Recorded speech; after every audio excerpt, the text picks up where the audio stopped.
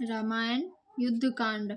युद्ध की तैयारियां। भगवान राम की आज्ञा का पालन करते हुए महाराज सुग्रीव ने अपनी सेना की तैयारी के आदेश दे दिए। सेना की नई भर्ती भी आरंभ कर दी गई थी।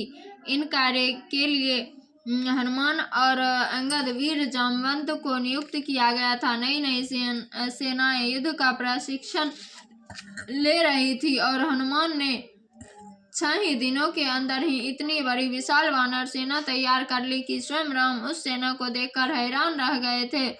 वे तो इस बात की कल्पना भी नहीं कर सकते थे। जामवंत ने ऐसे ही एक विशाल ऋक्ष सेना तैयार कर ली थी। वानरों और ऋक्ष का पंचवटी के जंगल में इतनी बड़ी सेना में देख कर जंगली जानवर भी हैरान हो गए थे।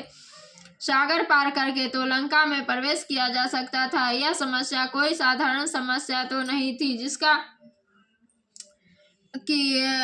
समाधान इतनी आसानी से हो जाता। इस गंभीर समस्या पर सबने मिलकर विचार किया। सागर पर पुल कैसे बने? यदि सागर पर पुल नहीं बनेगा तो लंका तक कोई नहीं पहुंच पाएगा। यदि लंका तक सेना नहीं पहुंचेगा तो युद्ध होगा। युद्ध नहीं होगा तो सीता जी को भी वापस कैसे लाया जाएगा? इसी सभा में 2 महान शिल्पीकार विश्वकर्मा जी के वंश के नल और नील उपस्थित थे। उन दोनों भाइयों ने खड़े होकर कहा, देखो भगवान, आप हमारे होते हुए चिंतित मत हो। देखो, हम बनाएंगे इस पुल को। हम भगवान विश्वकर्मा के वंश के हैं, जो इस कला के जन्मदाता हैं। हम सब वानरों को ले जाकर कुछ ही दिनों के अंदर यह पुल तैयार कर देंगे।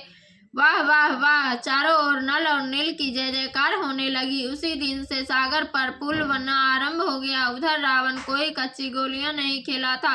वह बहुत बड़ा विद्वान था। उसे यह पता था कि शत्रु कमजोर नहीं, जो इससे डरकर शांति से बैठ जाएगा। इसलिए शत्रु के बारे में पूरा ज्ञान रखना आवश्यक होगा। बस इसी कार्य के लिए उसने गुप्तचरों को राम के पीछे लगा रखा था। उन्हें गुप्तचरों के माध्यम से रावण को यह पता चल गया था कि लंका पर आक्रमण की पूरी तैयारियां हो चुकी है।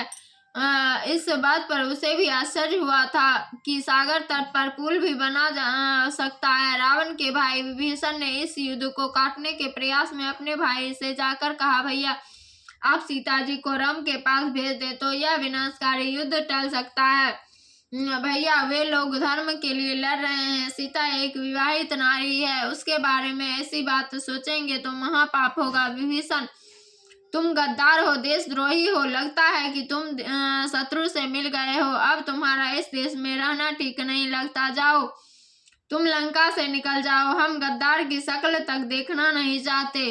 विभीषण जी लंका से पंचवटी की ओर आ गए। लंका की सेना ने जब लंका की ओर से आने वाले इस राक्षस रूपी इंसान को देखा तो उन्होंने विभीषण को शत्रु समझकर बंदी बना लिया और उसे राम के पास ले गए। विभीषण ने श्री राम को आप बीती सुनाई और बोले, आप चाहें तो मेरा सिर काट कर फेंक दे, मगर मैं दुष्ट भाई के पास नहीं जाऊंगा।